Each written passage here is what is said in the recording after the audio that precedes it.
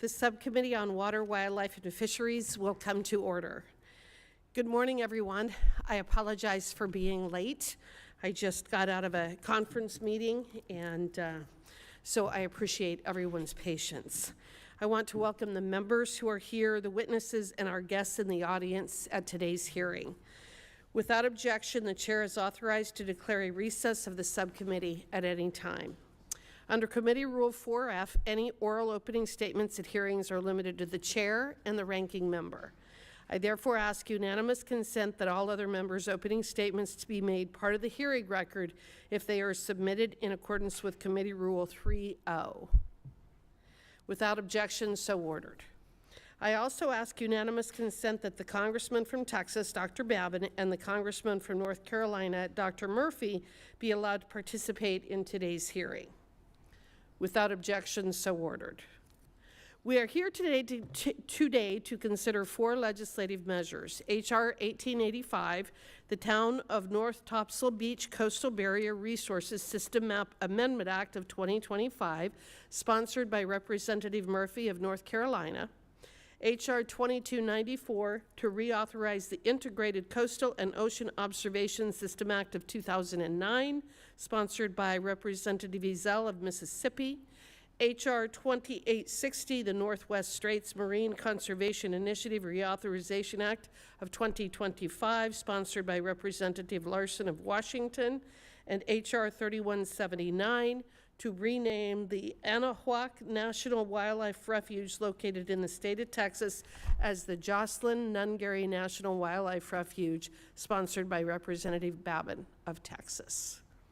I now recognize myself for a 5-minute opening statement. Today, the Subcommittee on Water, Wildlife, and Fisheries will examine four bills.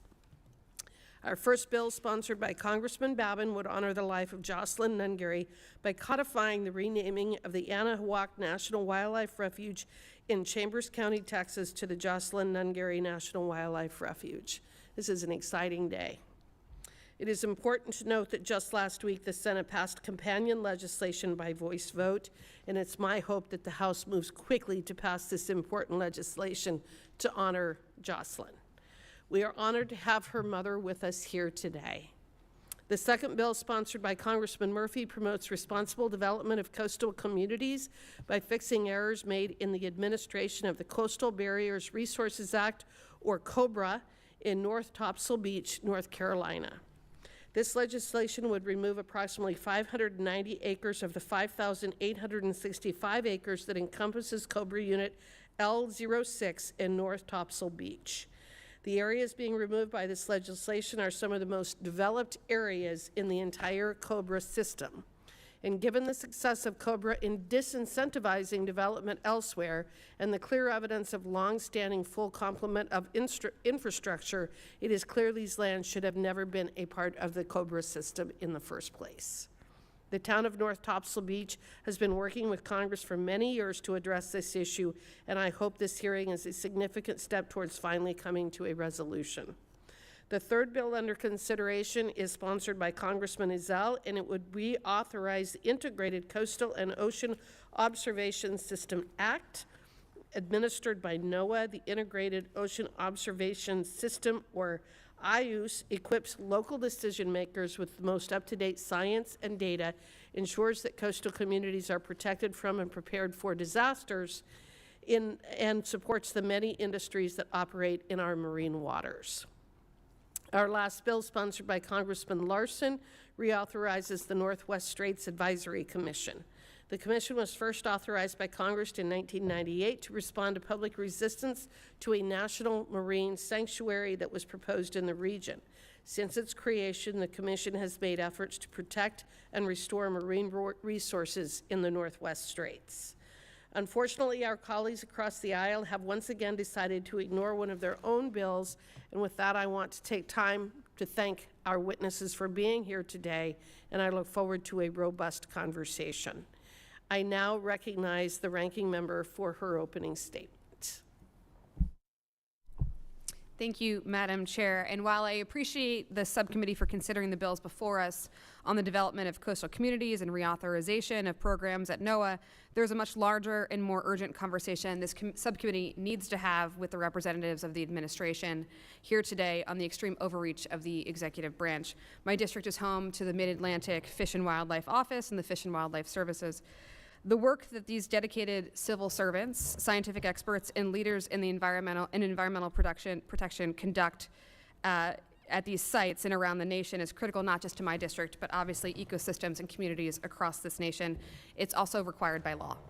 Federal statute clearly outlines the responsibilities of agencies like Fish and Wildlife to comply with and implement laws passed by Congress.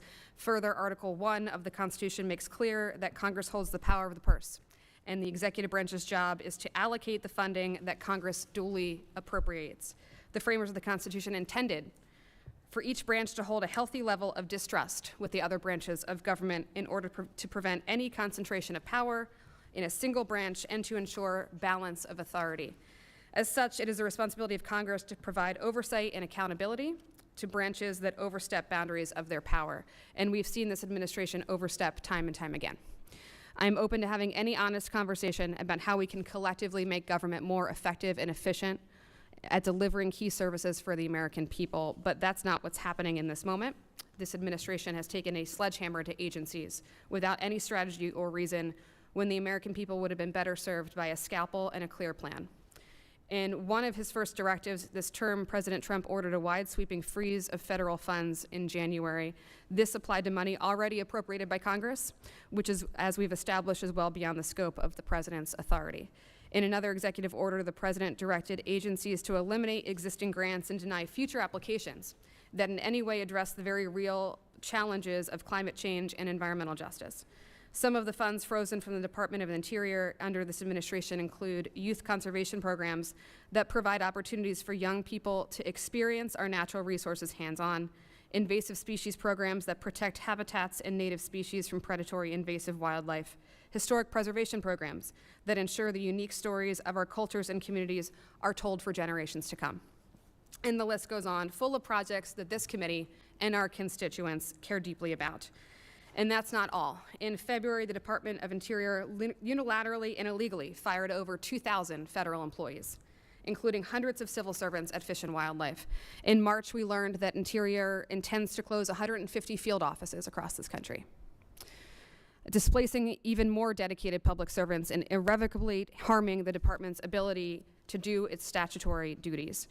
It was only when the courts got involved that this administration and leaders of Interior were forced to walk back some of those actions. Federal courts have made it clear that the executive branch does not have the power to subvert Congress by freezing funds or firing federal civil servants without cause.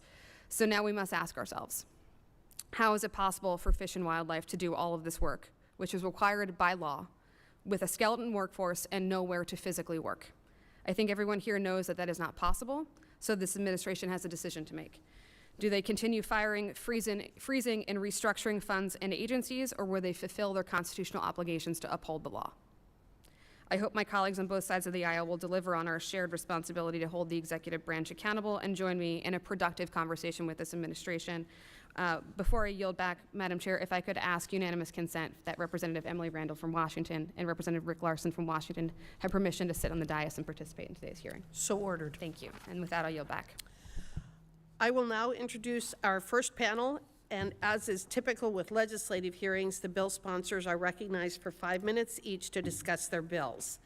Unfortunately, due to several travel complications, Congressman Ezell is not able to be here this morning, and I ask unanimous consent for his opening statement to be made part of the hearing record.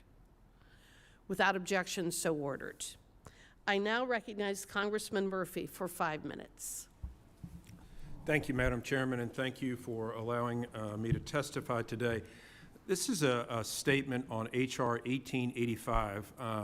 I would like to state that sometimes the government makes mistakes, and it is our job to fix them. This issue is not about whether coastal land should be developed. It's about correcting a 43-year-old federal mapping error made by the U.S. Fish and Wildlife Services. My predecessor tried this for several years to get this error corrected. unsuccessfully. I'm hopeful that this committee will correct this soon. The U.S. Fish and Wildlife Service wrongly designated the north end of Topsail Island, which comprises the town of North Topsail Beach, as being in the COBRA system, despite the fact it was already under development and had a great deal of infrastructure in the ground already. When areas were determined for COBRA designations in 1982, aerial pictures were used to assess the areas under consideration. When the USFWS utilized aerial photographs of the area now encompassing Unit L06, they could not determine the underground infrastructure that was at the site. According to the town, North Topsail Water, Sewer, and Corporation began constructing, operating, maintaining water, sewer, and street treatment in 1979. These infrastructure improvements were available to each of the lots in January 15 of 1982 zoning maps. In addition to sewer systems, reinforced roads, electrical services, and water systems were in place within L6 by 1982. My bill would correct this error by taking out a small area of the COBRA system is called L06. The amount of acres is approximately 590 acres. I want to be clear that we've tried to address concerns by my Democratic colleagues have had on improving the language in this version of the bill, which clearly describes which areas within North Topsail Beach my legislation would remove. The town of North Topsail Beach has provided extensive information about the existence of the infrastructure prior to the ruling by COBRA. This error wrongly prohibited the town of North Topsail Beach and many homeowners from accessing federal programs, including the National Flood Insurance Program, the VA administration loans, U.S. Army Corps of Engineers shore protection projects. So again, the error prevented the citizens of the town from accessing federal programs. And today you hear testimony from my constituent, the Honorable Mayor Pro Temp, Tom Leonard, who will give you a great deal of information on this matter. The Mayor Pro Temp has worked on this issue for decades and is the epitome of a public servant, as a retired Marine who has served for 30 years active duty and reserve duty. This is about just and fair treatment under the law.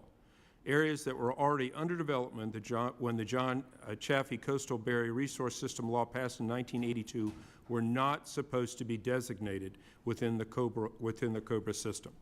The federal government made an error within North Topsail Beach, and the error just needs to be corrected. Lastly, the Fish and Wildlife Service has visited the site to see exactly the area that needs to be corrected. Again, this issue is not about whether coastal land should be developed. This issue is about righting a wrong made by the United States government. I appreciate everyone's consideration and looking forward to working with you and members of the committee to move this bill forward. Thank you. I'll yield back.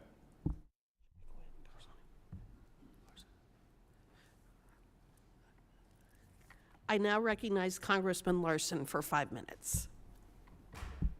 Thank you, Chair and Ranking Member, for holding today's hearing and inviting me to provide testimony on H.R. 2860, the Northwest Straits Marine Conservation Initiative Reauthorization Act.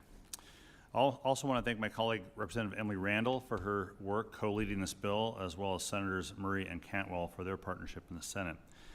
So the Northwest Straits Initiative started as a bipartisan, homegrown idea. Thanks to the foresight and hard work of Democratic Senator Patty Murray, former Republican Representative Jack Metcalf, my predecessor, and local stakeholders, Congress created the Northwest Straits Marine Conservation Commission in 1998. The commission works with 7 county-based marine resources committees, or MRCs, in Northwest Puget Sound. 5 of those 7 MRCs are in the 5 counties that I represent in Northwest Washington State. Over the past 27 years, the Northwest Straits Commission has done important work to protect and restore the marine ecosystem of the Northwest Straits region. This is a bottom-up initiative completely focused on locally driven priorities, just as it was designed 27 years ago. The Commission's work ensures local communities and tribes have the resources and expertise that they need to keep marine habitats healthy and recover endangered and threatened species, including orcas and salmon. This includes working with the Island County MRC to restore shoreline at Cornet Bay and Hoypas Point, the Whatcom County MRC to conserve Olympia oysters, the only oyster species native to the Puget Sound, the San Juan and Skagit MRCs Swinish Indian tribal community, local ports, and other stakeholders to hold vessel recycling turn-in events before vessels become derelict or abandoned in the Puget Sound, and the Snohomish County MRC to monitor bull kelp beds and hold workshops for local communities. These are important plant species in the Puget Sound that are indicator of the health of the water. Not only does the Northwest Straits Initiative help protect the Pacific Northwest environment, it also is important to the state's economy. According to the Commission, the Northwest Straits region contributes to 16,000 jobs in Washington's commercial and recreational fishing industries and $150 million in economic output for the state's aquaculture industry. The Commission partners work closely with ports, local authorities, state agencies, marine-based businesses, and tribes on everything from trapping invasive European green crab that threaten local shellfish economies to helping boaters identify and communicate eelgrass locations, which are poor anchorage sites and important for commercial and recreational marine species. Finally, I just want to again reiterate, this is a crucial, locally driven, job-creating work that Congress should continue to support. The bill, 2680, would permanently reauthorize the Northwest Straits Initiative and authorize $10 million in funding annually for the next 5 years. It has bicameral support. Senators Murray and Cantwell introduced the bill in the Senate, and the Senate Commerce Committee successfully marked the bill last month on a bipartisan basis. So in closing, I want to thank the subcommittee here and the staff here, as well as Chair Westerman and Ranking Member Huffman of the full committee for working with my office to reauthorize the Northwest Straits Initiative. I look forward to working with the committee on the bill to restore marine habitat, protect Washington State's environment, and create more jobs in Northwest Washington State. And with that, I yield back. Thank you, and I now recognize Congressman Babin for 5 minutes.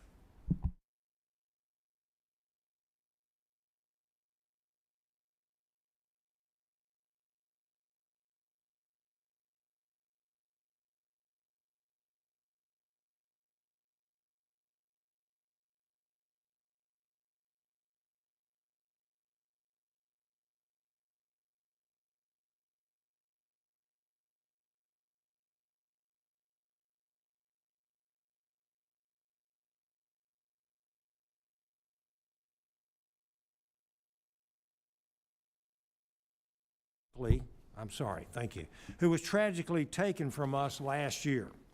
On June 17, 2024, Jocelyn, a beautiful, vibrant 12-year-old girl with her whole life ahead of her, was brutally murdered in North Houston, Texas. This senseless tragedy shook our community to its very core.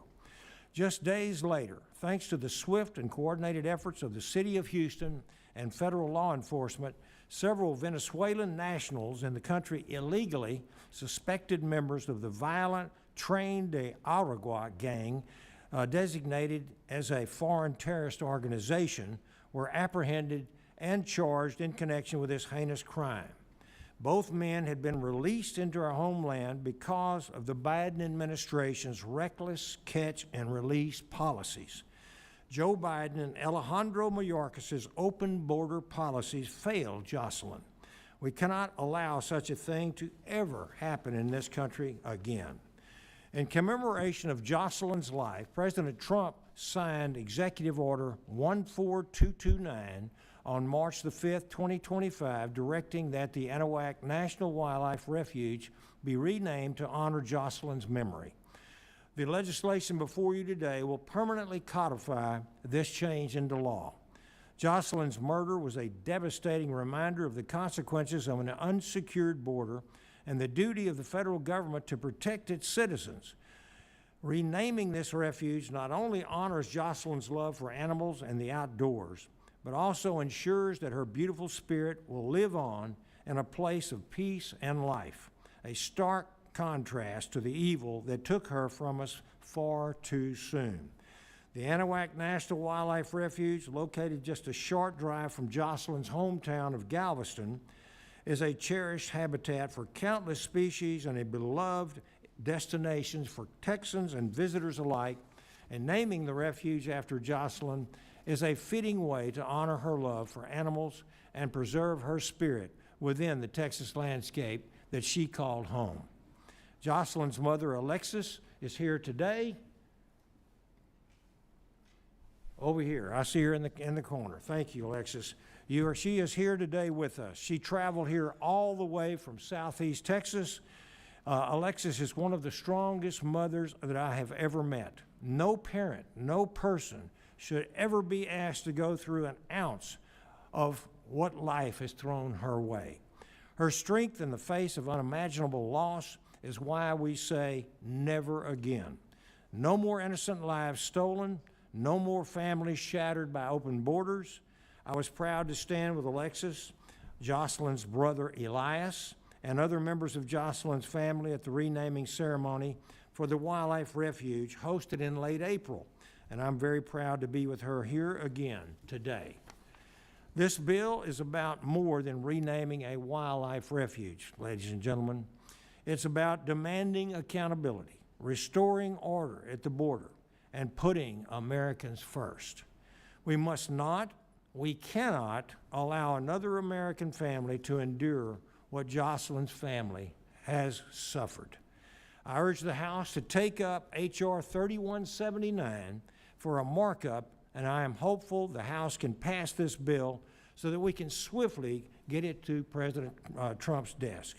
Thank you, and I yield back, Madam Chairwoman. Thank you. The chair now recognizes the ranking member of the committee, Mr. Huffman, for 5 minutes. Thank you, Madam Chair, and I want to thank the witnesses for being here today. I want to just say a few words about H.R. 1885. North of Topsail Beach is really the poster child for the coastal barrier resource system. It is. Sorry about that. There I am. You were wondering where I went. So North Topsail Beach, poster child really for the coastal barrier resource system. It has one of the highest coastal hazard profiles on the entire East Coast. More than 97% of the town is located in a FEMA special flood hazard area. It is exactly the kind of place that should be in COBRA, which is why it has been since 1982. It's the kind of situation that COBRA was created to address. COBRA doesn't prohibit development. It's important to remember that. It simply says taxpayers won't be forced to subsidize risky development in places that are likely to flood, erode, and require repeated federal bailouts. And that policy has worked. COBRA has saved taxpayers at least $9.5 billion, with billions more projected in future savings by avoiding reckless spending in flood-prone areas. It's protected wildlife habitat, preserved natural storm buffers, and helped communities build resilience in the face of sea level rise and intensifying storms. But despite these safeguards, such as prohibitions on federal flood insurance, developers in North Topsail chose to build homes and businesses in these dangerous areas anyway, in a known high-risk zone without federal subsidies. And now as they are facing frequent storms and shoreline retreat, unfortunately, but maybe not surprisingly, they want to bail out. And that's what H.R. 1885 is. It would shift the cost of this risky development onto the backs of federal taxpayers and really potentially unravel the entire COBRA system. This bill would remove nearly all land not locally zoned for conservation from COBRA, undermining the very law Congress just modernized and strengthened on a bipartisan basis through the recent Beach Act. The bill before us today would take us backward by ignoring science, setting a dangerous precedent, and sending the wrong message at a time when coastal risks are only growing. Next on the agenda, H.R. 2294, a bill that would reauthorize the Integrated Coastal and Ocean Observation System. This is a vital program that delivers the invaluable data our communities rely on for everything from emergency preparedness to fisheries management. This is a bill that has broad bipartisan support, and for good reason. This program helps to track changing ocean temperatures, predict harmful algal blooms, monitor sea level rise, and more. But the Trump administration's leaked OMB fiscal year 26 budget passback actually proposes dismantling this program. Regional IOOS systems could be shuttered, and staff are already being terminated. This would slash our scientific infrastructure. It's likely illegal as well, as Congress specifically authorized IOOS. We should act quickly on this program before that authorization lapses. And then we have H.R. 2860, which reauthorizes the Northwest Straits Marine Conservation Initiative. This successful program brings tribes, local governments, scientists, and volunteers together to restore habitats and remove derelict fishing gear, protect marine species in Washington State. It is a shining example of what works, which is science-based, community-led conservation that delivers results. So we definitely see bills reflecting two opposing paths, one before us that respects science, stewardship, and ecosystems, and another that would cater to political agendas, cynical rollbacks, and reckless developments, regardless of costs or consequences. As we delve into that, let's bear those contrasts in mind, and I want to thank the chair and yield back. Thank you. I want to thank all of the members for their testimony, and I will now introduce the second panel. Mr. Dave Miko or Miko? Miko, the Acting Deputy Director for Operations at the U.S. Fish and Wildlife Service in Washington, D.C. Let me remind the witness that under committee rules, you must limit your oral statement to 5 minutes, but your entire statement will appear in the hearing record. To begin your testimony, please press the button on the microphone, and we use timing lights. When you begin, the light will turn green. When you have 1 minute remaining, the light will turn yellow, and at the end of the 5 minutes, the light will turn red, and I will ask you to please complete your statements. I now recognize Mr. Miko for 5 minutes. Thank you, and good morning, Chair Hagerman, Representative Elfrith, and members of the subcommittee. I am Dave Miko, the Acting Deputy Director for the U.S. Fish and Wildlife Service. The service's mission is working with others to conserve, protect, and enhance fish, wildlife, plants, and their habitats for the continuing benefit of the American people. Thank you for the opportunity to appear before you today and provide the service's testimony on 2 bills. H.R. 1885 would revise the boundaries of a unit of the Coastal Barrier Resources System in North Topsail Beach, North Carolina. The system, including the unit in this bill, were established under the Coastal Barrier Resources Act of 1982, or COBRA. COBRA restricts certain federal expenditures like flood insurance that can encourage risky development on barrier islands. Coastal barriers protect communities from storms and erosion, support jobs in the fishing and recreation industries, and provide important habitat for fish and wildlife. COBRA designates relatively undeveloped coastal barriers areas along the Atlantic, Gulf, and Great Lakes as units of the system. COBRA does not impose regulatory burdens on landowners in the system. Landowners can build in accordance with local zoning laws, but without federal subsidies. Studies have demonstrated that COBRA has saved taxpayers billions of dollars and will continue to do so in the future. The service maintains the official maps of the system, and we periodically make recommendations to Congress to make changes to unit boundaries. Congress can then adopt or reject these revised maps through legislation. H.R. 1885 directs the service to exclude certain areas from Unit L06 of the system. Specifically, it would exclude each parcel in the town of North Topsail Beach that is designated by local zoning ordinances for purposes other than conservation. The service estimates that this would remove over 1,000 acres from Unit L06, as well as roughly 600 structures and potentially hundreds of additional mobile homes and vacant lots.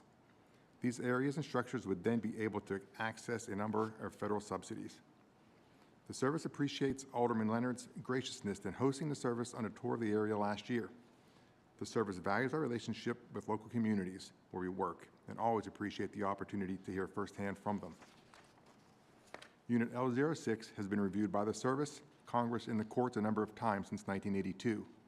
Notably, in 2018, Congress enacted modernized maps for Unit L06. The maps were passed by Congress and signed into law by President Trump. H.R. 3179 renames Anahuac National Wildlife Refuge in Texas to the Jocelyn Nungaray National Wildlife Refuge. This bill codifies President Trump's executive order to honor Jocelyn, a 12-year-old girl from Houston whose life was tragically cut short in June of 2024. I know we are joined today by Jocelyn's mother, Alexis. And I want to extend my condolences to Alexis, her family, and all those who knew and loved Jocelyn. I am deeply sorry for your loss. Jocelyn is remembered by her friends and family for her kindness, her empathy, and zeal for life, as well as for her love for animals. She was especially passionate about ensuring that animals had natural homes in which to live. The President's action to honor Jocelyn's memory is fitting, as this wildlife refuge provides important habitat for a wide variety of fish and wildlife species. The refuge protects more than 39,000 acres of pristine coastal marsh and prairie. It is a sanctuary for waterfowl and shorebirds. It supports huge flocks of migrating snow geese, and it hosts more than 800,000 visitors a year, providing excellent recreational opportunities. It is a place where Americans of all ages can immerse themselves in nature and make lasting memories on our nation's public lands. H.R. 3179 would enshrine the name of Jocelyn Nungaray National Wildlife Refuge in law. The service supports H.R. 3179, which ensures the refuge will remain a tribute to Jocelyn's life and a place where her memory can live on with dignity and peace. Thank you for the opportunity to testify before you today. I'll be pleased to answer any questions you may have. Thank you for your testimony, and I will now recognize members for 5 minutes each for questioning. I'm going to start, Mr. Maiko. Dr. Babin's legislation helps to highlight the importance of the National Wildlife Refuge system itself. However, we know the refuge system faces serious management challenges. Last Congress, the U.S. Fish and Wildlife Service was granted Good Neighbor authority to help better manage the refuge system. However, the authority was lumped in under the existing Good Neighbor Authority. The authority for the service was lumped in under the existing Good Neighbor Authority with the BLM and the Forest Service. Could you outline for the subcommittee how specifically tailoring Good Neighbor Authority to fit the service's unique needs would help better manage the refuge system? Yes, thank you, Congresswoman, for the question. And we certainly appreciate the inclusion of the Good Neighbor Authority for the service, and it provides us additional tools in our toolbox to work closely with our partners or key constituents in our wildland fire work, in enhancing and protecting habitats in our national refuge system. We have some needs for some clarity in the legislation, in the language, to help us better understand the direction and to utilize the tools in that toolbox to put conservation on the ground. And we would appreciate an opportunity and support an opportunity to work closely with the committee. But there are some tweaks that need to be made to make it so that it works better for the U.S. Fish and Wildlife Service. Is that fair? That is fair. Right. What is this administration doing to increase hunting and fishing access in the refuge system? And will providing greater access to hunters and anglers be a priority going forward?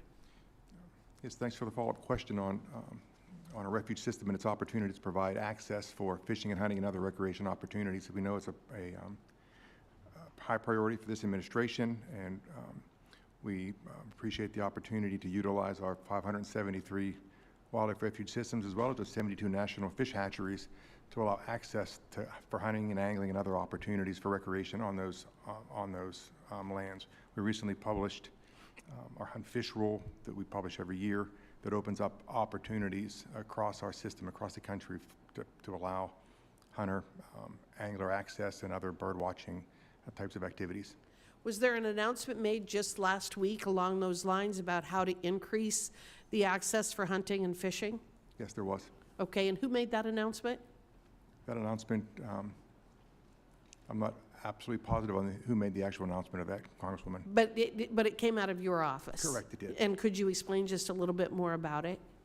So the process or the work itself, the process, we go through about an 18-month process to work with the communities through the refuge system to identify additional opportunities for hunting and angling and other recreational opportunities that fit within the refuge system. That process goes through a public comment period. Receive that public comment back, we review those comments, and then make recommendations to open up those lands. Okay. In light of this administration taking actions around the Jocelyn Nungaray National Wildlife Refuge, how is the service working to encourage youth visitation to the refuge system? So the service certainly respects and cherishes our position and our unique position to allow access and provide opportunities for youth to engage in recreation and conservation across our refuge system. We host about 69 million visitors nationwide annually in our wildlife refuge system. The Jocelyn Nungaray National Wildlife Refuge itself receives about 800,000 visitors. We have specific programs that engage youth, including our youth game warden program that introduce teens to the interest of conservation law enforcement. That refuge also sponsors the Junior Duck Stamp program, which introduced youth K through 12 to migratory bird conservation through art and science. Okay, well, thank you for that. And with that, I yield back, and I now call on Ms. Elfrith for 5 minutes of questioning. Thank you, Madam Chair. Thank you, Mr. Miko. First of all, I want to start and say thank you for, I believe, 30 years of service to our nation, and I appreciate that. I also want to take a moment and thank everybody at Fish and Wildlife, those who are still there and those who were, frankly, illegally terminated by this administration. I want to just say to them that I see you and I appreciate you. I want to talk a little bit about some of the firings and then move on to some of the closures.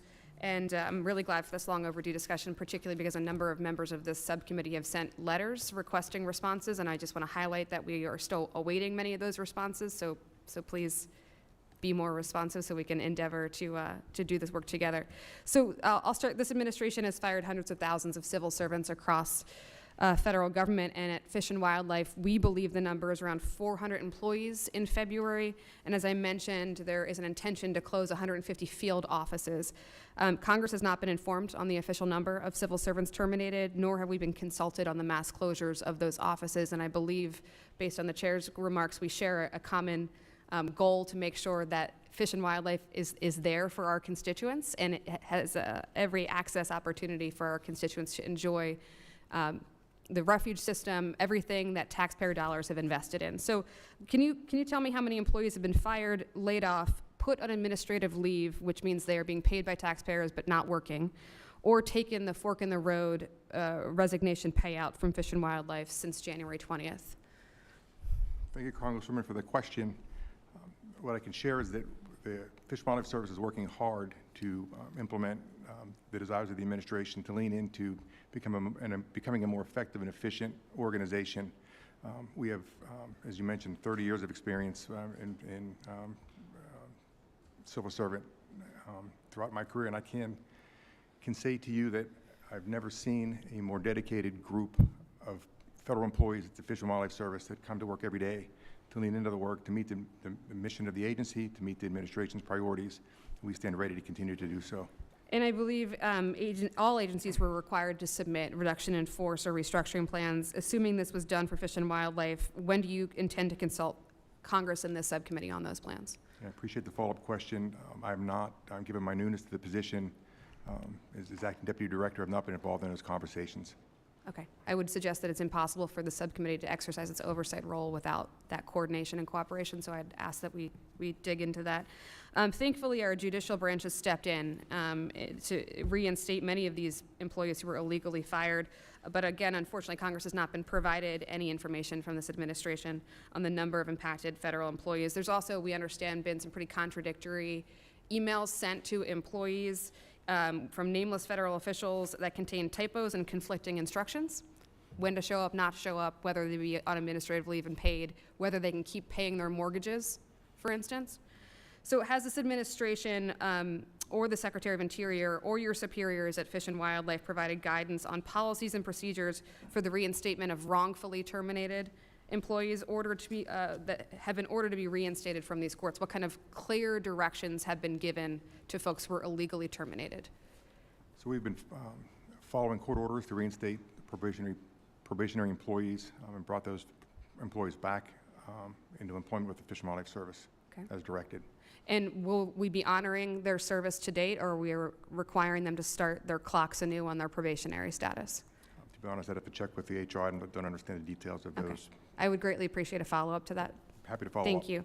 And then lastly, I want to touch on just the great work that your field offices do, particularly as they're public-facing and front-facing, much like our district offices back home in our districts. These field offices play a critical role in land conservation, endangered species protection, issuing permits for hunting and fishing, supporting the health of our fisheries nationwide. But I understand, again, your goal of closing 150 field offices without consultation to this Congress or this committee. So how can you assure me or us that you can fulfill your mission, particularly on the public side, by closing 150 field offices? Thank you for your follow-up, and again, I appreciate your concern. We've got, again, a very dedicated staff working to become a more efficient, more effective organization to deliver on the mission and the priorities of this administration. But if people have to travel hundreds or thousands of miles to actually take advantage of the services their taxpayer dollars are paying for, I'm confused as to how you can fulfill your mission by closing those field offices. Madam Chair, I want to say I would look forward to continuing this conversation at some point, and with that, I yield back. Thank you. The chair now recognizes Ms. Dingle for 5 minutes of questioning. Thank you, Madam Chair. I want to start by thanking the chair for including H.R. 2294 as part of today's hearing. This bill, which I'm a proud original co-sponsor of, will reauthorize the Integrated Coastal and Ocean Observation System. And I want to thank my friends and colleagues, Representative Ezell and Bonamici, for leading on this important issue. The Integrated Coastal and Ocean Observation System, or IOS, is a part of the National Oceanic and Atmospheric Administration, or as we call it, NOAA. It is an integrated network of 11 federally certified regional associations that observe America's ocean coasts and Great Lakes. One of the IO's regional associations, the Great Lakes Observing System, or GLOS, is based in my district in Ann Arbor. GLOS conducts critical work, including protecting the public from harmful algae blooms and providing important weather forecast data to keep boaters safe, to delivering essential information about the broader Great Lakes ecosystem. NOAA's IOS is one of the many incredible institutions working to strengthen our understanding of the Great Lakes and protect them. And that's why I'm disappointed that someone from NOAA is not in attendance today to speak to NOAA's important work and why the administration's decisions are so alarming. I know I'm not alone in my serious concerns with the administration's plans to gut the agency and the impact that this will have on the Great Lakes. I believe we must be doing all we can to support the Great Lakes. It's more than 20% of the fresh water in the world. So having said that, I want to take the opportunity to discuss another entity that's critical to the region, the Great Lakes Fishery Commission. The Great Lakes Fishery Commission is a binational commission made up of representatives from the United States and Canada to effectively manage and protect the Great Lakes. In particular, the Commission coordinates and funds a program to manage sea lamprey, which is a parasitic fish that has invaded the Great Lakes system, and the U.S. Fish and Wildlife Service implements the program in the Great Lakes. If left unchecked, the continued growth of sea lamprey would devastate our fish populations, threaten species that are vital to both the natural environment and the livelihoods of those who rely on fishing in the Great Lakes. However, since February 14th, the administration has created several challenges to the effective execution of the control program, including demands to fire, not hire, and then to recall several key personnel at the Fish and Wildlife Service required for implementing the program. Consequently, and this is serious, the sea lamprey control program has been left reeling, and it's now behind schedule. So, Mr. Miko, how has the Interior Department consulted with the Great Lakes Fishery Commission to ensure staffing disruptions would not delay the implementation of the vital sea lamprey program? And can you confirm that staffing decisions were taken only after consulting with your partner, the Great Lakes Fishery Commission, who coordinates and pays for the program? Thank you for your question, Congresswoman. And I absolutely understand and appreciate the concern and seriousness of sea lamprey control. As a member of Pennsylvania and a Great Lakes state, I understand the impact that sea lamprey can certainly have on those populations. We have a great relationship with the Great Lakes Fisheries Commission. They're a wonderful partner and support us in the work that we do. I'm happy to report that we're in the process of hiring our seasonal employees to institute the sea lamprey control program, and are looking forward to meeting our goals for treatment this year. So you promised me you're going to meet those goals. We are working very hard to hire our staff, and are looking So- forward to meeting those goals. Can you tell me, Mr. Mika, how the Interior Department is ensuring that staff firings will not result in the loss of critical expertise in implementing the control program? So I appreciate that, and I don't have the details with respect to individuals' expertise within Region 3 of the Fish and Wildlife Service, but once again, I assure you that we are working hard to hire those staff and maintain the delivery and expectations and goals of that program. Madam Chair, I have more questions, but not enough time to answer them, so I'm going to, if I can, submit questions for the record. And I am really going to tell you, these sea lamprey could destroy our Great Lakes, so it's really important that we continue to manage them. So thank you, and I yield back. Thank you, Representative. The chair now recognizes Mr. LaMalfa for 5 minutes of questioning. Thank you, Madam Chair. Appreciate it. Welcome, Mr. Miko. I'm glad to be able to speak with you here today. I wanted to take it in a little different direction here too as well with the gray wolf situation we have in Northern California since their introduction here. I have a couple of thoughts on that too, is that first, this isn't even the wolf that would have at one time been native here, a Canadian gray wolf. Can you explain to me how they've decided that using whatever wolf that is available and plugging them into these various regions, whether it's Northern California or Colorado or other areas where the evidence in the past showed it wasn't even this type of wolf, but instead a much bigger, stronger, more deadly wolf. How was the decision made that let's just introduce whatever wolf is available instead of something that would have been closer to what might have been native at one time? Yes, thank you for your question, Congressman. And unfortunately, my background and my work with the service up until 4 weeks ago was within the Fish and Aquatic Conservation Program. Those decisions were made before my role as acting deputy director. Is that something you might be able to track down a little bit and submit to this committee at a later time? Would you mind doing that? All I'd be right. happy to reach out to our federal experts and get back with you and your staff. All right, I do appreciate that. So, because it's been a pretty big loser for the people and the populations that are up there. The wildlife are being devastated. I mean, I could show you graphic pictures right here. I don't have a poster of them, but from a distance, it shows an elk having been killed and right at someone's edge of their building on their property. And just the back end of the elk just eaten out. It was a horrible death for that elk. And right here, here's somebody's front door. This is their front porch right here, where they caught up to, evidently an elk must have been seeking respite from humans because of how it must have felt in danger there. Killed right on there and drug off, right on someone's front porch. It's not playing well in my part of the state, nor I think for Colorado. I'll let those colleagues speak for that. So a delisting needs to move forward rapidly. We have tens of thousands of the same gray wolf in upper Midwest states and Canada. It's not like the wolf is endangered by any common sense measurement. Let me shift to fish populations for a moment here.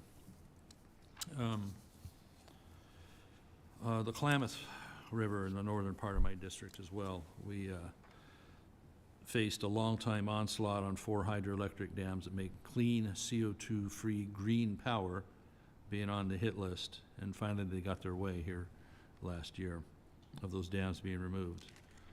But during the time, there had been a successful hatchery downstream of those 4 dams that introduced many millions of fish. So what we're often faced with is that the departments and the agencies are not counting those hatchery fish for meeting fish population goals at these or other sites, and even other types of fish, for, in this case, these salmon. So what is the difference between hatchery fish and regular fish in the eyes of the agency? I appreciate that question, Congressman. Hatchery fish are brought on station or spawned on station in support and to supplement wild populations. The service does its very best to maintain genetic vigor or the fish's ability to survive in the wild through a broad genetic management plan. but oftentimes those fish that are raised and produced at facilities are inferior at this point to wild fish and do not survive as easily or as readily in the wild as hatchery reared Interesting, fish. because they've captured wild fish in the past and harvested the eggs from those fish, and then they've simply just propagated those eggs so they have a much higher ratio of success of hatch, and raised up to an age where they have a better shot at getting down the river and returning to the ocean and coming back later. Why would that be seen as inferior? Yep, again, appreciate the follow-up. I'd have to really get back with staff and understand the full differences between those genetic challenges Okay. that we face. So when the hatchery, or any fish are returned, I mean, I don't know how they tell the difference when it comes back up.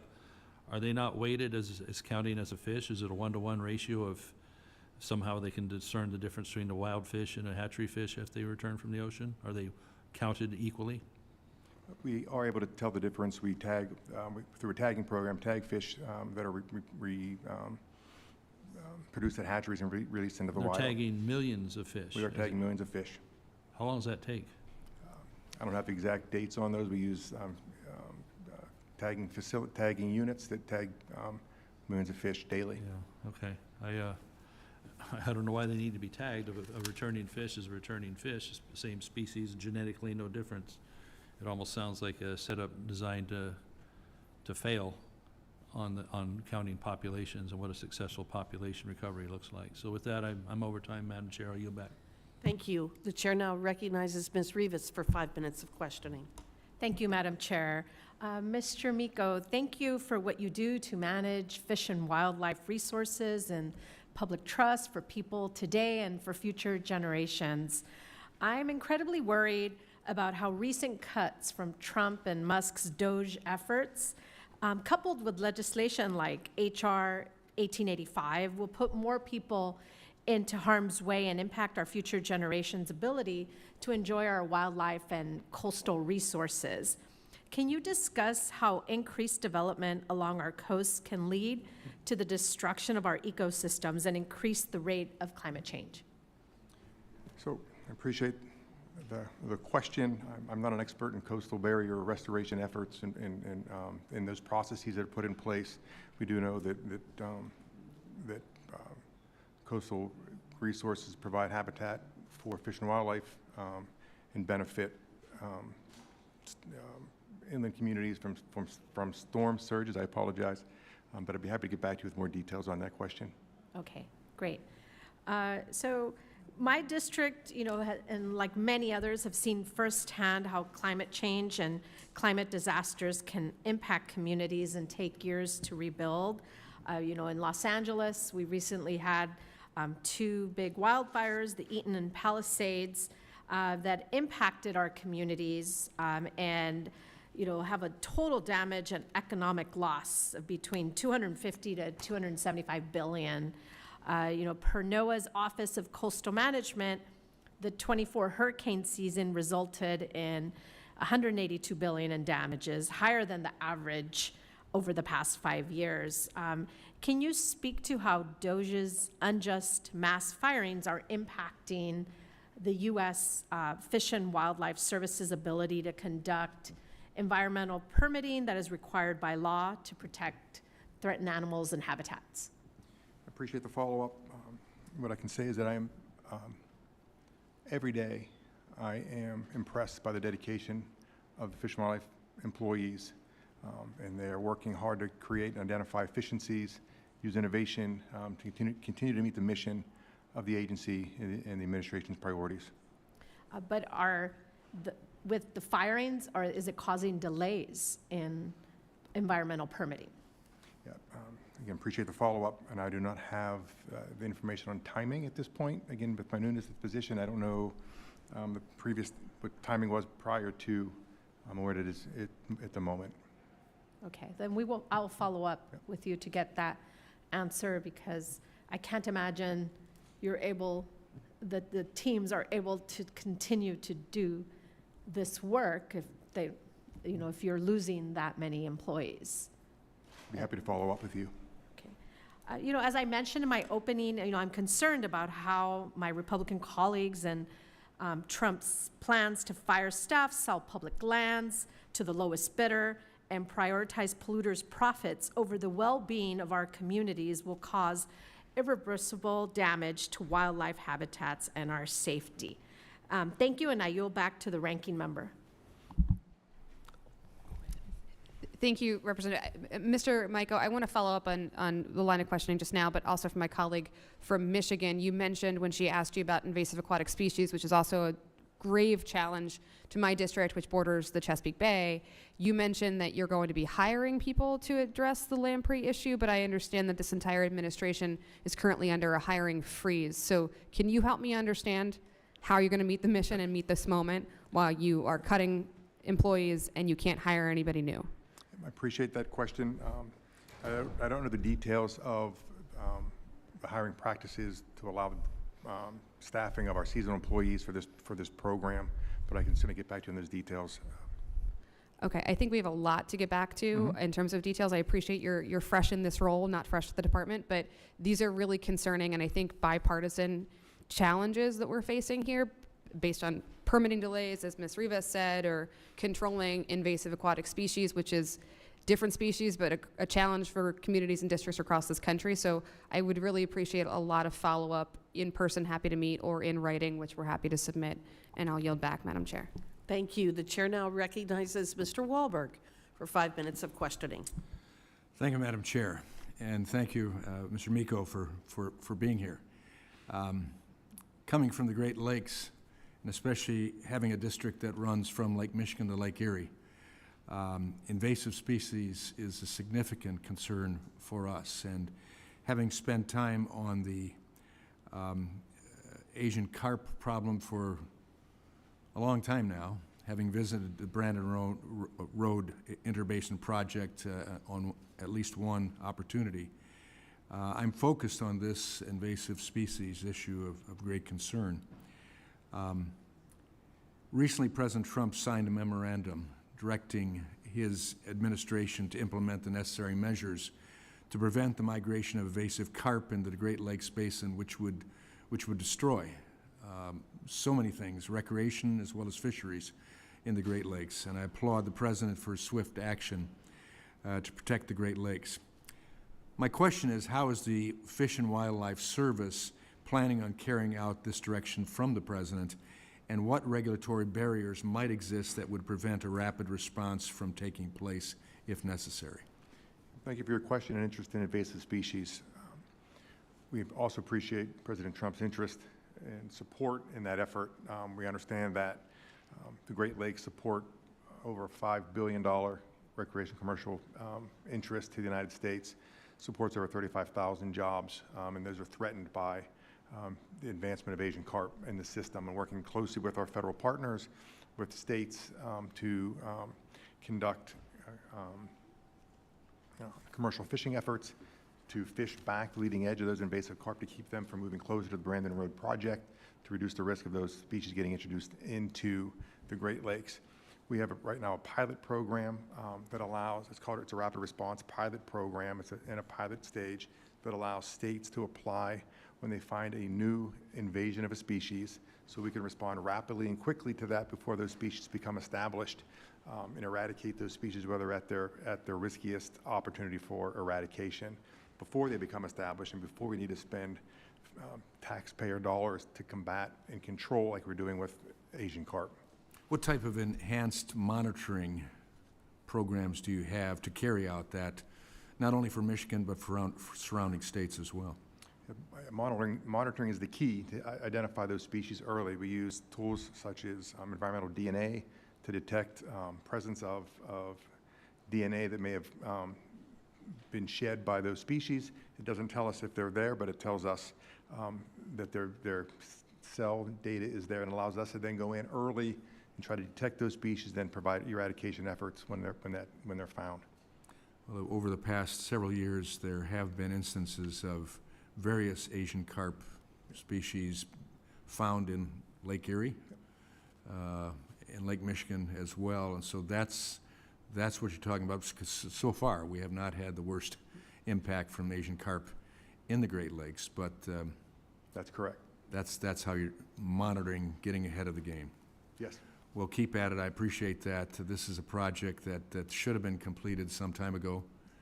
I'm glad, having seen what is planned there, nothing is fail-safe. But for too long, we did nothing, and I'm glad to see it working. So, thank you. I yield back. Thank you, and I want to thank you, Mr. Michael, for your testimony and for being here today, and for answering the members' questions. The members of the committee may have some additional questions for the witness, and we will ask you to respond to those in writing. While the clerk is resetting the table, I will then go ahead and introduce our witnesses for our third panel today.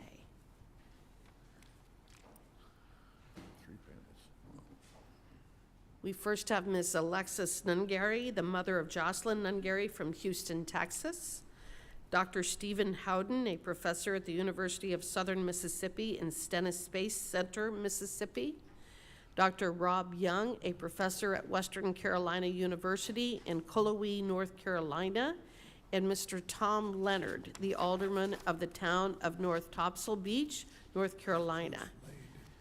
Let me remind the witnesses that under committee rules, they must limit their oral statements to 5 minutes, but their entire statement will appear in the hearing record. To begin your testimony, please press the button on the microphone, and we use timing lights. When you begin, the light will turn green. When you have 1 minute remaining, the light will turn yellow. And at the end of 5 minutes, the light will turn red, and I will ask you to please complete your statement. I will also allow all witnesses to testify before member questioning. I now recognize Ms. Nungaray for 5 minutes. It's wonderful to see you. Thank you for being with us today.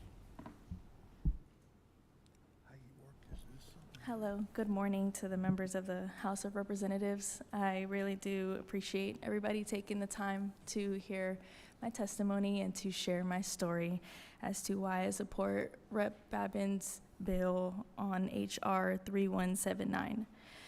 Well, I was a young mom, a teen mom. I had Jocelyn when I was just 15 years old, when my world changed for the better. Jocelyn did teach me I was no longer only standing up for myself, but for my daughter as well. Me and Jocelyn grew up together. She gave me purpose to want to make it in this world because I had little eyes looking at me.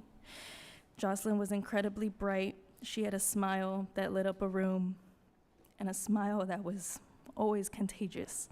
From her quirky sayings to her unique wardrobe style, she had the biggest of dreams. From wanting to be a famous actress to wishing every lost animal to have somewhere to call home, Jocelyn's dreams were cut incredibly short when her life was ripped away from her by 2 illegal Venezuelans who were apprehended and released through our previous administration under their catch and release policy. Jocelyn should have never encountered these 2 monsters.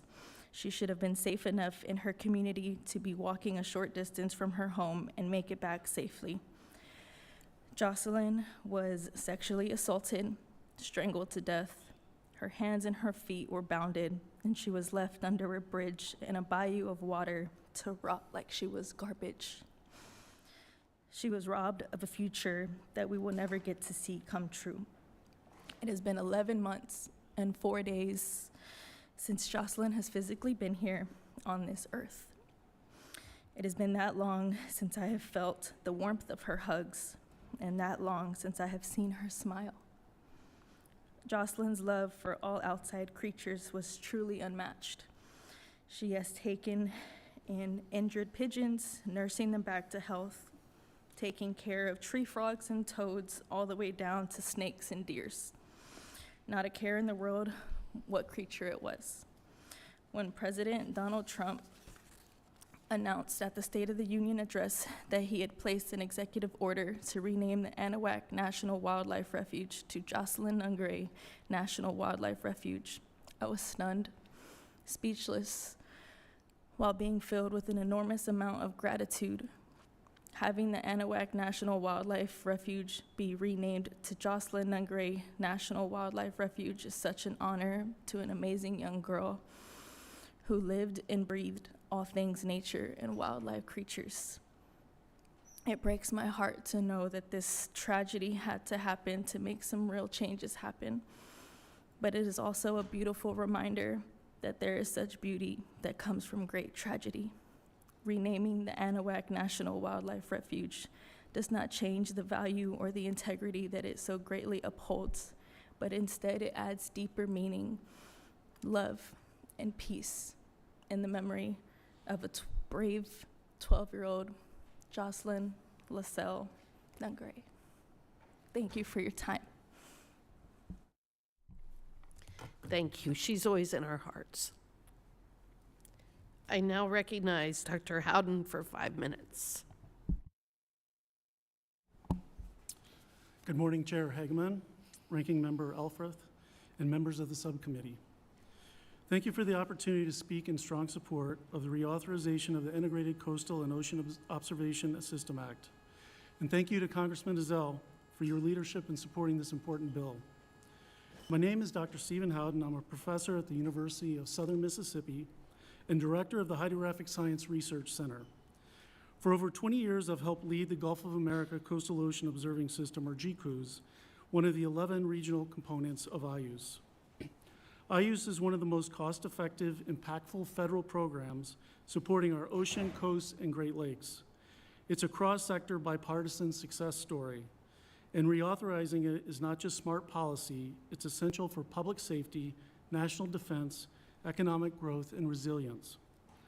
Let me bring this home with a few examples from my own work in Mississippi and across the Gulf. In 2005, just 8 months after we deployed our first ocean observing buoy off the coast of Mississippi, Hurricane Katrina hit. Our buoy was one of the only systems that survived and kept sending out vital wind data in real time as other infrastructure had failed. Those data weren't just useful, they were life-saving. Years later, during the Deepwater Horizon oil spill, it was surface current data from IUS high-frequency radars that helped NOAA model the spill dispersal and direct the cleanup. Without that regional capability, response efforts would have been slower, costlier, and less effective. In recent years, we've deployed ocean gliders, low-power autonomous vessels that measure the heat content in the upper ocean. Why? Because storm intensity is still the hardest part of the hurricane forecasting, and the temperature of the ocean is a major factor driving its intensity. It has been shown that these gliders are cost-effective and capable of helping NOAA's National Hurricane Center improve intensity forecasts by up to 50%. That means more accurate warnings, better evacuations, and billions in potential savings. These are just a few examples of how this national program enables game-changing information for Americans in the Gulf and how our region in turn supports our nation's economy and security. IUS works because of its structure. It combines strong federal coordination and certification from NOAA with the flexibility of regional public-private partnerships that leverage capacities across sectors and are attuned to state and local communities. It ensures all data, whether from a buoy off the coast of Mississippi, a radar in Alaska, or a glider in the Caribbean, meets rigorous federal standards. And it shares these data freely and publicly with the National Weather Service, the Coast Guard, emergency managers, fishers, shrimpers, offshore energy operators, researchers, private industry, and more. IUS supports life-saving search and rescue operations through the U.S. Coast Guard, marine navigation that helps move $1.6 trillion in foreign trade through U.S. ports, commercial and recreational fisheries and aquaculture that depend on real-time ocean conditions, and the next generation of ocean innovators trained through university partnerships like our own at the University of Southern Mississippi, where we work closely with NOAA, the Navy, and entrepreneurs across the private sector. All of this, every buoy, radar station, glider, and data service and product rests on the foundation laid by the Integrated Coastal and Ocean Observation System Act. Reauthorizing this act means preserving a system that delivers for communities across the country, rural and urban, inland and coastal. It means supporting smart and actionable science-based decisions in the face of growing risks. And it means protecting one of the most trusted, nimble, and widely used sources of ocean data in the world. IUS is not just about science and data, it's about safety, sovereignty, and smart governance. Reauthorizing this critical law is a win for our nation. Thank you, and I look forward to your questions. Thank you. And I now recognize Dr. Young for 5 minutes. Thank you, Congresswoman, and thank you for the opportunity. The 1982 Coastal Barrier Resources Act included a solid combination of science-based policymaking with a conservative, free market approach to risk reduction and environmental conservation. It was strongly bipartisan and continues to receive broad bipartisan support when reauthorized or amended. Just last year, H.R. 5490, the Bolstering Ecosystems Against Coastal Harm, or BEACH Act, expanded the Coastal Barrier Resource System and reauthorized COBRA for another 7 years. It passed both the House and Senate by voice vote. In addition, the Coastal Barrier Resources Act fits well with President Trump's March 19, 2025 executive order, achieving efficiency through state and local preparedness. This order extends the Trump administration's goal of shifting the responsibility for many programs back to state and local government and away from the federal bureaucracy. The order proclaims it is the policy of the United States that state and local governments and individuals play a more active and significant role in national resilience and preparedness, thereby saving American lives, securing American livelihoods, and reducing taxpayer burdens, unquote. COBRA does exactly that and has been doing that for more than 4 decades. The Coastal Barrier Resources Act did not and does not restrict the development of privately held barrier island properties. The law simply limits federal spending in those places. Our analysis shows that COBRA has saved $9.5 billion in federal disaster aid between 1989 and 2013, with a projected savings of over $100 billion by 2060. If you develop, you must incorporate the cost of managing your own hazard risk into that local economy. That's what COBRA tells us. The science behind COBRA is clear. I'm a coastal geologist. Barrier islands are predictably hazardous locations on which to develop, invest, or maintain infrastructure. They are subject to long-term shoreline erosion, significant and devastating storm impacts, and rapid changes along inlet shorelines. Many of this nation's barrier islands have been completely inundated by stormwaters multiple times over the last 3 decades. Coastal hazards on these low-lying, sandy shorelines are different than other hazards like tornadoes or wildfires in that they have a significantly higher recurrence interval, and we can, from a scientific perspective, precisely identify the areas that will experience repeat impacts. The geologic setting of North Topsail Beach makes it particularly vulnerable to storms and long-term erosion. Our beach nourishment database indicates that North Topsail Beach has received almost 5 million cubic yards of sand for beach nourishment in 21 episodes since 1997. This is at a cost of approximately $56 million adjusted for inflation. The need for beach nourishment sand will only increase with time, as will the cost. It is understandable that any municipality would prefer to pass this burden on to federal taxpayers. At the moment, this desire is in conflict with the stated goals of the Trump administration to shift that responsibility to states and localities, and with the clearly expressed desire of Congress in passing the Beach Act without these kinds of carve-outs just a few months ago. There are many communities outside of the Coastal Barrier Resources System that do receive federal funding for beach nourishment and other federal projects. There are also many communities that are outside of the Coastal Barrier Resources System that have decided to fund their own beach nourishment projects. I have tracked national coastal protection projects for more than 30 years. I believe that we are about to see a pendulum swing for all projects away from federal dependence to local and state funding. The goal at the moment should be to assist those localities with the development of creative funding mechanisms and long-term planning to reduce their own risk without the need for massive federal expenditure. Fortunately, the American Shore and Beach Preservation Association has produced just such a guide. My greatest concern regarding H.R. 1885 is that it would open the door to all municipalities within the Coastal Barrier Resource System to request removal of all lands not zoned conservation or some other broad criteria. Local zoning designations are not interchangeable with COBRA. Removing land from COBRA based on any local criteria would gut the Coastal Barrier Resources Act and add substantially to the federal burden in funding the protection of coastal resort towns. Thank you very much. Thank you. I now recognize Mr. Leonard for 5 minutes. Chairwoman Hageman, Ranking Member Elfreth, and members of the subcommittee, thank you for the opportunity to provide testimony today on H.R. 1885. This legislation will correct a mapping error made by the U.S. Fish and Wildlife Service over 40 years ago when it incorrectly designated the northern end of Topsail Island, now the town of North Topsail Beach, as a Coastal Barrier Resources Act, or COBRA zone. North Topsail Beach is one of 3 small towns located on Topsail Island, a 26-mile-long barrier island between Jacksonville and Wilmington, North Carolina, and adjacent to Marine Corps Base Camp Lejeune. Due to our proximity to Camp Lejeune, many of our residents and visitors have a military connection, including myself, a retired United States Marine Corps officer with 30 years of service.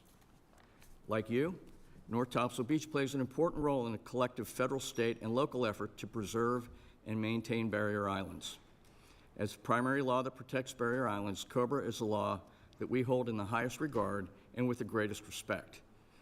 As effective as COBRA has been collectively for the federal government, the taxpayers, and the environment, the application of the law in North Topsail Beach has not been wholly positive or successful.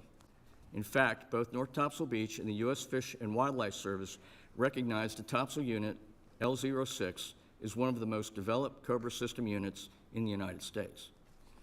Since COBRA has been overwhelmingly successful at deterring development, the question must be asked, why did COBRA not deter development in North Topsail Beach?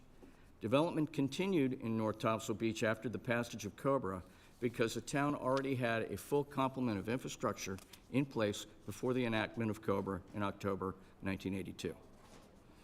Having a full complement of infrastructure is one of the 2 primary criteria that the U.S. Fish and Wildlife Service uses to determine if an area is developed and thus not eligible for inclusion in the Coastal Barrier Resources System, with the other being the density of development. A full complement of infrastructure is defined by law as a road with a reinforced roadbed, a wastewater disposal system, electric service, and a freshwater supply, all of which must be sufficient to serve each lot or building site in the area. A thorough examination of records and documentation, which is summarized in my written testimony, shows that the north end of Topsail Island had a full complement of infrastructure that meets the requirements outlined in the service's own guidance and the law. Roadways have existed along the entire length of Topsail Island since the 1940s. The 1982 zoning map shows that all lots on the northern end of Topsail Island had direct access to a road with a reinforced roadbed. Jones Onslow Electric Membership Corporation has provided electrical service to the island since the 1940s. Maps supplied by Jones Onslow show that even the most northern reaches of Topsail Island had electric service by 1980. North Topsail Water and Sewer was established in 1979 to provide water and sewer services to North Topsail. Onslow County began to construct its own water system to service the island in 1980. Records established that water and sewer utility lines ran to the northernmost reaches of the island by the end of 1981. Hundreds of structures were built in North Topsail by the enactment of COBRA, and hundreds more were built in the years following due to the substantial infrastructure investments made on the island by both public and private entities.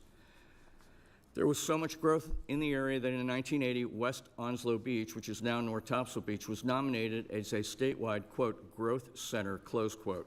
It is clear that Congress did not intend to include the areas in COBRA with such significant on-the-ground infrastructure investment by private entities and local governments. We agree with Congress, which said that, quote, an area which has full complement of infrastructure, some combination of roads, water, sewers, electrical lines, et cetera, but not structures, suggests that the area is, as a practical matter, already developed, close quote. Being included in COBRA has no doubt had an impact on our community. Our residents cannot qualify for federal flood insurance. Our town cannot apply for federal grants and loans or named storm assistance. Our veterans cannot access federally backed mortgage products such as VA loans. But H.R. 1885 is about equal treatment under the law and is in no way an attempt to subvert COBRA. This bill just allows our community to be treated like any other community that was not mapped into COBRA, including the 2 other towns that are on Topsail Island. On behalf of the town of North Topsail Beach, I urge you to support and approve H.R. 1885. Thank you again to the subcommittee for this opportunity, to the subcommittee's staff for their generous engagement with our community, and to Representative Murphy, who sponsored this important legislation, and Representative Rouser for his steadfast support as a co-sponsor. Thank you, and I want to thank all of the witnesses for your testimony today. We are going to go to the members' questioning for 5 minutes each, and I'm going to begin with me. Ms. Nungaray, I want to thank you so much for being here and sharing Jocelyn's story with us. I've had the opportunity to engage with you on several occasions as we've had to relive the terror and the horror that you've had to live with over the last year. And we all want to express our condolences as well as to commend you for the strength and perseverance that you have shown. Can you give the committee just a few examples of Jocelyn's love of animals and how that makes the renaming of this refuge so fitting? I appreciate the condolences. The amount of support really does truly mean a lot to me and my family. I think that's what's gotten us through a lot of this hard time in our lives. But Jocelyn, her love for animals was unmatched, really. There was a time she took in a pigeon into her room and didn't say anything, just a random street pigeon, and she swore that its legs were hurt, and she was nursing it back to health, and it was wrapped up in a shirt of hers on her bed. And I don't know how long she had it there, how many hours, but she was like, I'm nursing it back to health. I have to save it. It's hurt. She has brought in a Tupperware box, like a large tote that had about more than a dozen toads in it with dirt. She says she was making sure that they all had family together. She has rescued snakes. She has taken care of locusts, which I think are the ungodly creatures that make the ungodly noises. But she loved everything about the outdoors. Every year we had an annual Frio vacation where we go out of town for a week and go into the wild and have cabin and spend time with family, and she just lived outdoors. She found peace in the outdoors and just loved everything about it. And it's just I something have that a niece that has a collection of 75 snails as her pets, and I would call her quirky as well. I think that's a good word, but it's a very positive word. very positive, very makes them unique, Yes, it different does. to their own. But yes, she loved all animals. It doesn't matter. It didn't matter what it was. It could have been a pigeon. It could have been an animal. We had recently just taken in a new cat. My best friend wasn't able to keep her anymore, and she begged me for this cat, and she only got to have her for a week, but before she passed. And within that week, she just showed her so much love and care. Well, I can't wait to visit. It's beautiful. It truly has an ungodly amount of serenity there and peace. It's filled with peace. Please Thank visit. It's beautiful. Thank you. Thank you. Mr. Leonard, do other communities on Topsail Island have similar cobra issues to North Topsail Beach? Thank you for the question, and no, they don't. The two other towns are not in Cobra, and they are geographically the same as North Topsail Beach. They are serviced by the same infrastructure as North Topsail Beach, but were not included in the Cobra system because there were more structures on the ground at the time the analysis was done. So is this further evidence that the areas in question in Unit L06 should be removed from the Cobra system?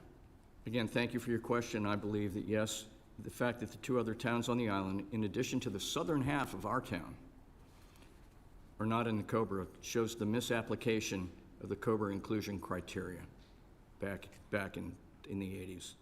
In my testimony, I provide a reference from House Report 97-158, OBRA 1981, in which Congress explains that an area that has a full complement of infrastructure, some combination of roads, water, sewers, electrical lines, etc., but not structures, suggests that the area is, as a practical matter, already developed. Well, I appreciate your testimony in that regard. And Dr. Howden, just very quickly, you've spent many years working on coastal issues along the Gulf region before the IOS program was formally created by Congress in 2009. You also state in your testimony that IOOS works because of its structure. Can you talk about how the creation of IOOS as a formal program assisted in coastal protection efforts? Yes, thank you for the question. Prior to IUS, first of all, there wasn't the same infrastructure that there is now out in the coastal ocean. There was no high-frequency radar network measuring surface currents over the coastal ocean, and there weren't gliders, there were fewer buoys out there. And one of the real strengths of IUS is the regional associations and the way the regional associations reach out to all the stakeholders in the communities and find out what their priorities are. And through a number of workshops and meetings, one of the key variables that kept coming up for fisheries or search and rescue or any number of topics was the need to know what surface currents are. So the build out of the high frequency radar network is a real boon to coastal observing. I appreciate that, and I now call on Ms. Elfreth for 5 minutes of questioning. Thank you, Madam Chair. Ms. Nungaray, thank you very much again, and I'm just in complete admiration of your strength and perseverance. And as a kid myself who used to collect tadpoles, your story and your daughter's legacy has a special place in my heart, and I pray that you and everybody who loved and knew Jocelyn will be able to find some peace and solace in the refuge, and hopefully we'll be able to pass this bill together. Thank you so much. I appreciate it. Thank you. I'd like to move on to Dr. Young. Dr. Young, I represent coastal community myself of Annapolis, and I would suggest that a lot has changed in the 40 years since this bill was passed. I wasn't even born, and we're seeing significant increases in all kinds of flooding, in sunny day flooding, nuisance flooding, but also storm surges. In my district alone, we see over 50 days a year of flooding. I'm curious, I am not familiar with this particular community, but based on my own district's experience every day, I'm curious if you can speak to the specifics of increased flooding in the town of North Topsail. Thank you for the question. Yeah, you know, I didn't come here to pick on North Topsail Beach, but there are many communities on the East Coast, Gulf Coast of the United States of America that have seen a tremendous increase in vulnerability and exposure to coastal hazards over the last few decades, but in particular over the last 10 years. North Topsail itself the municipality goes right up to the inlet. Tidal inlets are particularly dynamic places. They move constantly. The other end of Topsail Island, the inlet area, was just set aside for conservation. The development doesn't go all the way up to the inlet shoreline. So the community of North Topsail Beach does sit within a specially designated inlet hazard area that the state of North Carolina delineates for places that have that rapid inlet fluctuation. Like many barrier islands, it's a low elevation community, so it is not the only place on the east coast of the U.S. that's seeing increased vulnerability. Our cities and many shorelines are, but it is in a particularly exposed location because of its inlet proximity, because of the width of the island, and because of the low elevation. I appreciate that, and I have a note here that the COBRA system has saved federal taxpayers $9.5 billion over the years, and expected, to your point, with increased flooding, will save tens of billions more as we move forward. What's the worst thing that can happen here if this bill passes? What kind of increased development would this allow, and what kind of bill will the federal taxpayers have to pay in the worst case scenario? Well, my real concern is the language in the bill simply states that, the way I read it, whatever is not currently in COBRA that is not zone conservation comes out. And if we extended that to all of the other municipalities that have some piece of land within COBRA, that's a terrible precedent. So we would be increasing the federal tax burden, not just for North Topsail Beach. I think we would be kidding ourselves if we were to pretend that if this goes through, you're not going to see 10 or 12 similar bills in other similar locations next year, rapidly. And I understand the claims that North Topsail has long made about the fact that they were incorrectly included in the Coastal Barrier Resources System. I have not made that determination myself, and I'm not here to argue that, but I will say that the U.S. Fish and Wildlife Service has adjudicated that complaint under numerous administrations, as has Congress in the past, and has denied that particular claim. Thank you very much. And Mr. Leonard, first of all, thank you for your service to this nation, and thank you for your service as a local government official. It is not an easy job, and I greatly appreciate that. Can you speak just briefly? I only have a few seconds left. Again, we both represent low-lying, flood-prone areas. I appreciate the purpose of this legislation, but I am very concerned about its consequences, both locally and federally. What would you say to my concerns? How would you respond? Well, I would like to address those through some of the comments that Dr. Young has made. We are looking right now at a COBRA zone that within our town has 5,886 acres. We are asking for the removal of 590 of those 5,886 acres. We are looking at approximately 700 structures to be removed. North Topsail has a very aggressive and very proactive unified development ordinance. We're very careful with where we allow development. We're very careful where we do not allow development. And we've had over the years people try to develop in areas and they get shut down. They get shut down. We just don't allow it. We are right now, in terms of buildable lots, we're between 90 and 95% built out. We are a donor community, the National Flood Insurance Program. We pay way more in premiums than we receive in claims. I mean, to the point where probably over 300% more in terms of premiums than we are reimbursed in claims. We paid over the period of 1987 to 2015, we paid just over $500,000 in premiums. Or I'm sorry, we received $524,000 in claim money, and we paid premiums totaling over $1.7 million. We just want to be treated like the two other towns on Topsail Island. Thank you. And the chair now recognizes Mr. Webster for 5 minutes of questioning. Thank you, Madam Chair. Thank you for holding this hearing. Ms. Nungaray, thank you for coming to testify. I'm a father and a grandfather, and my heart goes out to you, your family, all you're going through. I can't imagine the grief. And I just thought about how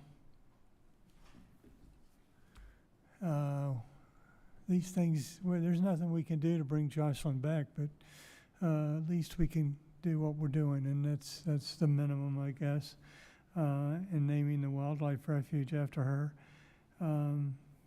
Anyway, my question is, though, since President Trump made that announcement at the State of the Union, or whatever he called it, have you experienced any kind of pushback or negativity about from various groups about the action that's taken place? A little bit I have, yes, with me being a very public advocate for better border security and better border immigration laws and just more security as citizens. I've definitely gotten a lot of pushback from people who are citizens, people who are not citizens. When it comes to the refuge, I have gotten a lot of admiration and praise by people who, like you said, know that we cannot bring her back, but we can at least have her spirit and be known somewhere where she'll always be free and enjoyed and happy. Great. So, have you heard of any groups that have actually asked for the, or expressed an interest in just reversing it and not naming it after her? To my knowledge, no. Nobody has reached out to me or my family or any officials that are familiar with me to change it back, but I hope that everyone will be in agreement to keep this as her name, because it doesn't change the integrity of the importance of this place. I feel it brings deeper meaning because she so deeply had so much love for the wildlife, animals, and outside. So there's been pushback for the renaming of the Gulf and so forth by federal employees, on tours or other things, have expressed, they kind of rejected it by expressing some sort of different name or whatever.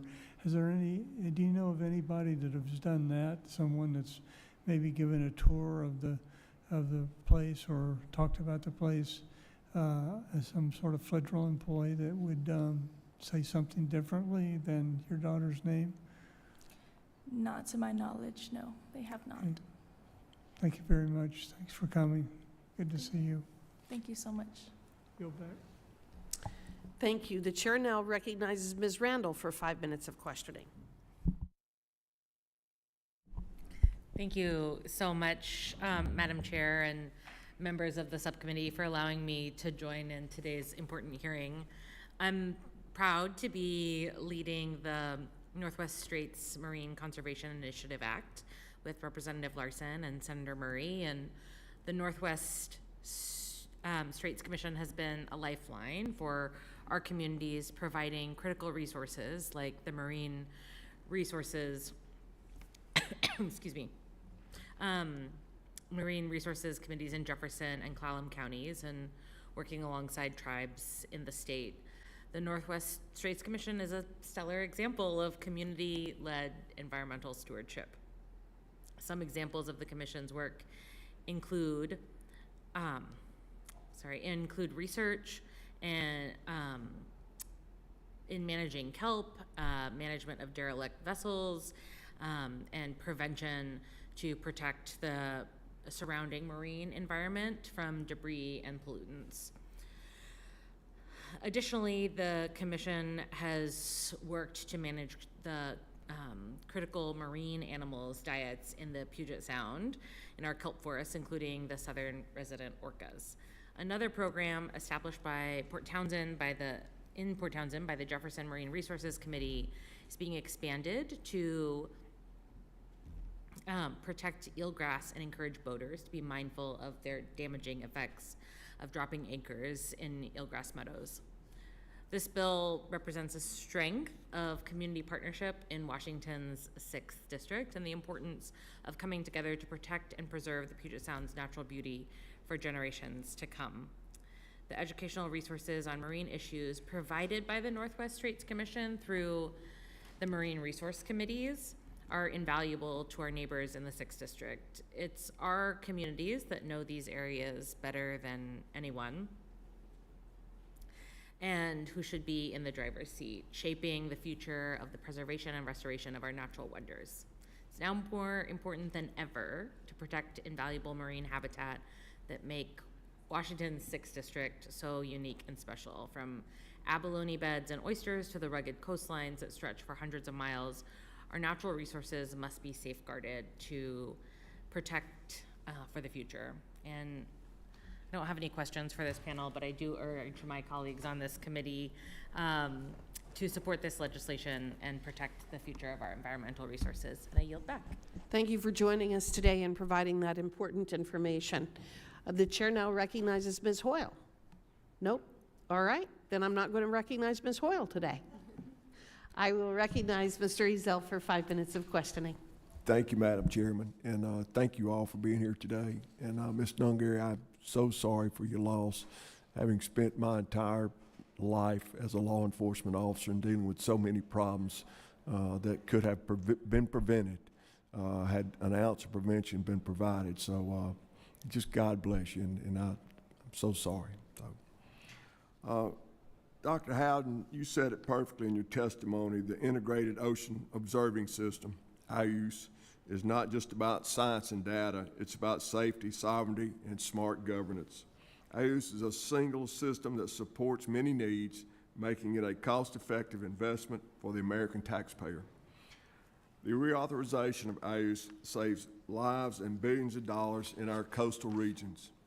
In fact, the value of IOOS Regional Observing System is between $192 million and $233 million per year, creating an economic value approximately 5 times greater than the current annual investment in the system. The data and information products and services IOOS support decision-making and innovation for more than 432 billion GDP ocean-based economy. As I previously mentioned, this program touches every region of the country. This is why it is so widely supported by among Republicans and Democrats. Madam Chairwoman, I'd like to enter into the record a letter with almost 100 signatures from members of Congress in support of this program that President Trump previously reauthorized and signed into law. Without objection, so ordered. The passage of my bill, H.R. 2294, will better the country as a whole, save taxpayer dollars, provide hurricane data, and much more. I thank Representatives Weber, Radwagon, Bonamici, and Dingell for introducing this legislation with me. Dr. Howden, I'd like to ask you a few questions. The IOOS program relies on regional associations like the Gulf of America Coastal Ocean Observing System to customize services for local needs. Can you give an example of how that regional approach has improved public safety, maritime operations, or ecosystem management in the Gulf, especially as we prepare for hurricane season? Yes, thank you for that question. There are a number of ways that the regional associations help to enhance the maritime industry. The surface currents, for example, are important for ships going in and out of ports, for especially in some of the ports like Houston and Mobile and Tampa Bay, where the pilots will frequently look at the surface current data before bringing ships in and out. The Hurricane Glider project, where we're measuring heat content and ocean barrier layers in the areas where hurricanes transit over the ocean before striking the coast. Those observations get through the IOOS data management system. They get to the Weather Service, and they get to the hurricane forecast models. And so they improve the forecast for the hurricanes, and that results in better evacuation decisions. Evacuation decisions are very costly, whether you make the right call or the wrong call. Right. And so that's an important part of the system. And then there are things like monitoring hypoxia, which affects shrimpers. There's the harmful algal blooms, which have an impact on shellfish safety. And so the systems for monitoring those and providing the data for fisheries management is very important. The temperature, salinity, and dissolved oxygen measurements are really important for NOAA's fish habitat assessments in managing those resources. Thank you very much. During your time at the University, Southern Mississippi, you operate high-frequency radar systems and ocean buoys in the Gulf of America that provide real-time data on current waves, winds, and those kinds of things. And you did describe to us how the bar pilots use all that stuff very much, which is so important. If folks don't know what a bar pilot does, they're very important to our system. But can you tell me just a little bit how it helps the navigation, just right in and out, like trying to get into the channel, or trying to get into the harbor? Yes. So one of the things that IUS data is used for is precision navigation. And so what that means is these ships are trying to come into port with minimal underkeel clearances. So NOAA estimates that every inch of draft is worth about $70,000 for a bulk agricultural product. For consumer electronics, it's worth about $5 to $10 million per inch, and then for heavy agricultural machinery, it's worth $22 million per inch. So one ship coming in with 3 extra inches of draft with heavy agricultural equipment would make more revenue than any annual appropriation for IUS has ever been. Thank you. How important is it that we pass H.R. 2294 and reauthorize this program again like we did under President Trump? It's very important. If the funding for IUS is lost, we will lose the high-frequency radar network. IUS has the only national network of high-frequency radars. So we'll lose that search and rescue capability enhancement. And all the other things that surface currents support. We'll lose the Hurricane Glider program, which right now is actually running on disaster relief. So it hasn't been funded through the core funding of IUS. And we would lose all these partnerships that have been developed, these relationships that have been developed over the years with all these stakeholders in our coastal and inland communities. Thank you, Madam Chair, and I yield back. Thank you. Thank you. And I want to thank each of the witnesses for being here today. You provided some very valuable, insightful testimony, and I know that I learned some things, and it was a joy to have you. I also want to thank the members for their questioning and their engagement today. The members of the committee may have some additional questions for the witnesses, and we will ask you to respond to those in writing. Under Committee Rule 3, members of the committee must submit such questions to the subcommittee clerk by 5 p.m. Eastern on Friday, May 23rd. The hearing record will be held open for 10 business days for those responses, and if there is no further business, without objection, the subcommittee stands adjourned.